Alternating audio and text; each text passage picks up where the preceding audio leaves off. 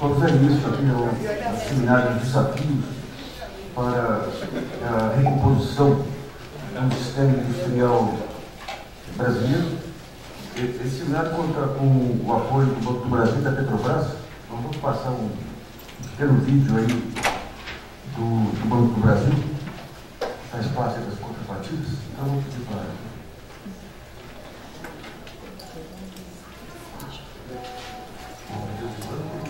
Emprestou em apenas um ano, inclusive com recursos federais, mais de 130 bilhões de reais para a micro e pequena empresa. O Vale tem crédito sob medida para comprar tecidos para sua confecção. E é porque o Banco do Brasil oferece as melhores condições para quem gera mais de 70% dos novos trabalhos que a família da Andréia melhorou sua condição e abriu um novo restaurante. Sabe por que o Banco do Brasil criou o melhor gerenciador financeiro da internet para o país mais empreendedor do mundo? Para o ave ter crédito do melhor jeito, pelo celular, sem sair da sua pousada. Porque o Banco do Brasil foi o primeiro a lançar espaços e agências exclusivos para as micro e pequenas empresas. Ele apoia melhor quem faz esse país ser um gigante. Porque é assim que se faz o melhor banco para os melhores negócios. Banco do Brasil, o banco da micro e pequena empresa. Bom, deixa eu fazer uma pequena explicação aqui do projeto Brasilianas e como que a gente vê o quadro atual. O Brasil está numa situação curiosa. De um lado, uma crise política de dimensões grandes aí, problemas macroeconômicos. E, do outro lado, você vê que ao longo aí das últimas décadas o país plantou um conjunto de sementes aí, um conjunto de ativos em forma de conceitos de políticas públicas. E você tem um desenho completo de um país moderno.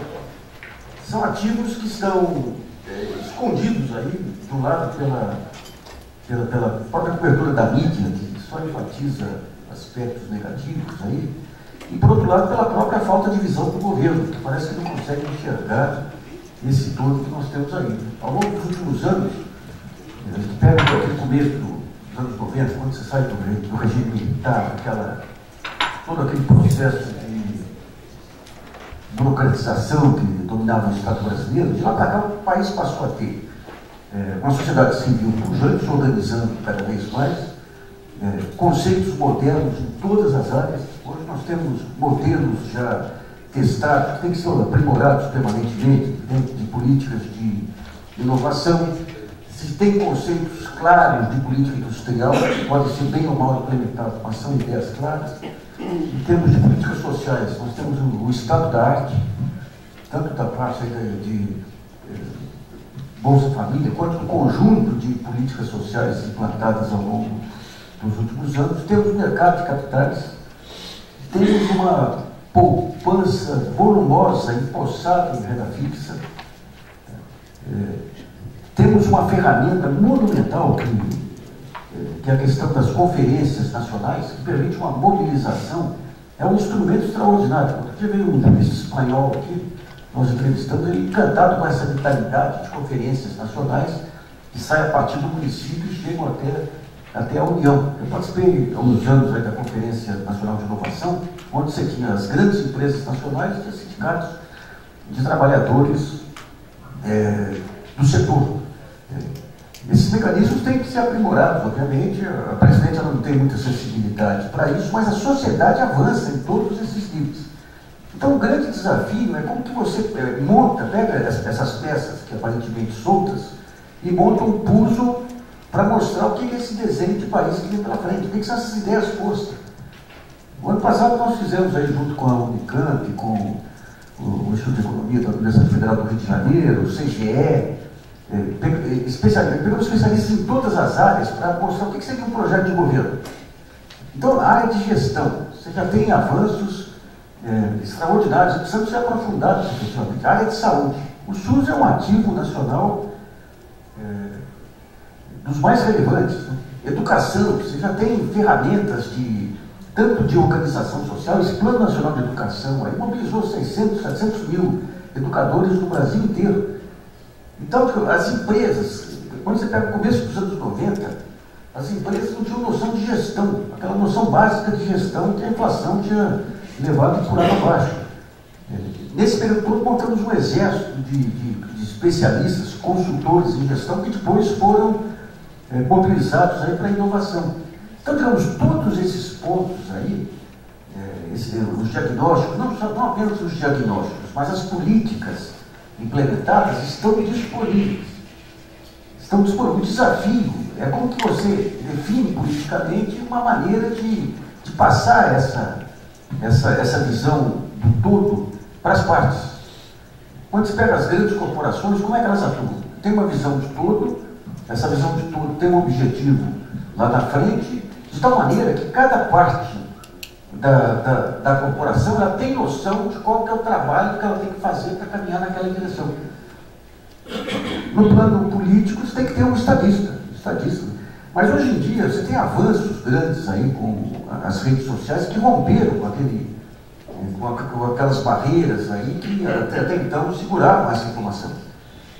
Nós tivemos aí ao longo aí dessas décadas de abertura e tudo, os três veículos aí de propagação de informações estavam congestionados aí de uma maneira não caminhava. A mídia ela optou desde a abertura aí por um tipo de jornalismo misto aí, entre um pouco formador de opinião, apesar de ser a parte de jornalismo que influi politicamente, mas optou por fazer uma mescla aí com o sensacionalismo, desde a campanha do impeachment você tem isso.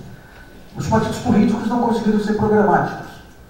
Em algum ponto da história, PSDB e PT foram programáticos e se perderam aí ao longo desse período. E a universidade está muito fechada em si mesma. Isso aí está gradativamente sendo rompido pelas diversas possibilidades oferecidas pela internet, pelos grupos de discussão localizados que se tem por aí. Então, o que nós estamos, a próxima etapa aqui do Projeto Brasil, nós estamos, o Jornal GGN, que é um dos instrumentos de divulgação, a ideia é fazer um think tank que permita você ter a ideia central, os programas acadêmicos, mas ter um tratamento jornalístico para conseguir disseminar esses conceitos que são conceitos vitoriosos.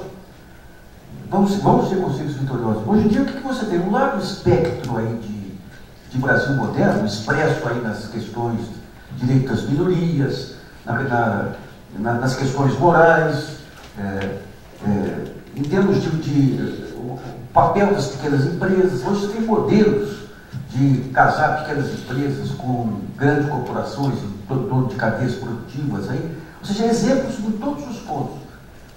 Agora, todo esse conjunto de conhecimento ele está desagregado. Então, o que aparece na política é apenas a parte pior da política, né? Que são essas manifestações agressivas em redes sociais, na rua, essa intolerância que de repente passa a ideia de que o Brasil vai deixar de ser aquele país da convivência que sempre foi.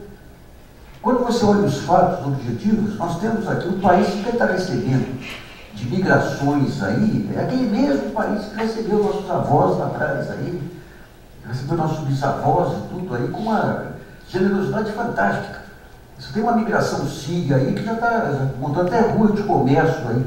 Então você pega o pessoal mais bem situado economicamente, aí você pega os haitianos aí que estão trazendo toda aquela doçura de tratamento deles aí. Outro dia eu estava conversando com o pessoal da prefeitura, um nigeriano que veio trabalhar de gari, está ensinando inglês para os demais garis.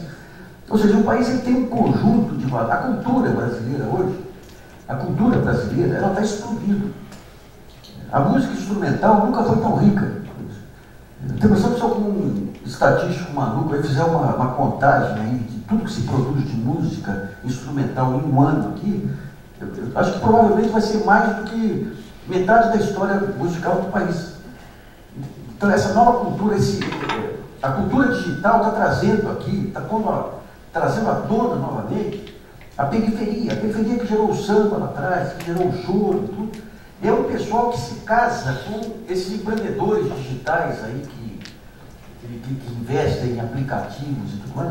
É um pessoal que está vindo sem se subordinar a estruturas hierárquicas. Ele precisa do convencimento. em todas as áreas, pega áreas de deficiência, pessoas com deficiência, tem movimentos organizados, aborto, pró ou contra aborto, movimentos organizados. Isso é uma sociedade pujante, que está pulsando, esperando uma luz política aí para sair da concha. Né? Então, a nossa ideia, e um dos pontos centrais, aí, um dos desafios centrais, inclusive, em relação aqui à estratégia do país, é o papel, a recomposição do sistema industrial brasileiro. Nós tivemos um custo muito alto aí da estabilização política do Brasil, que foi essa questão do câmbio, essa subordinação a políticas cambiais e falta de cuidado com o tecido, com a economia real aí, que vem do governo Fernando Henrique, passa pelo governo Lula e vai no governo Dilma, apesar da Dilma ter mostrado um conjunto de preocupações, mas que não se concretizaram em ações permanentes aí. E agora nós temos esse desafio de uma China que aparece e abrindo possibilidades de parceria, essa aproximação com os Estados Unidos, que você não sabe bem como vai ser também, porque ontem o ministro do Desenvolvimento ressuscitou a ALCA, aí você olha a Dilma, é contra a ALCA, a favor da ALCA, ou seja, a falta de definição acaba levando aí a esse tom cinzento aí do futuro. Em termos de recomposição do sistema industrial brasileiro, nós temos um conjunto de conceitos e ideias que avançaram nos últimos anos, desde a rediscussão do conteúdo nacional, as políticas de investimento acopladas com inovação, os diversos programas de inovação e de desenvolvimento que foram lançados aí nos últimos anos, aí, com todo o seu acervo de acertos e de erros.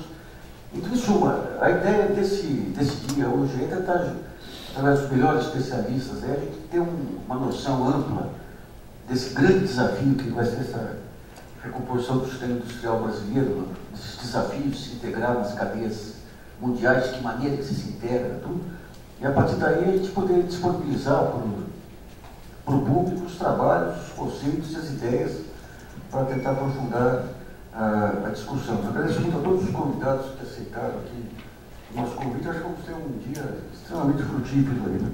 Eu queria convidar para compor a mesa aí o Carlos Frederico Borges, diretor-geral do Instituto de Economia da Universidade Federal do Rio de Janeiro, e o Marcelo Mitterhoff, que é economista e assessor da presidência do Banco Nacional de Desenvolvimento Econômico e Social.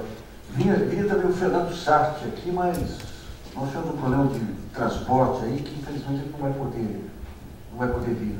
Uma pena.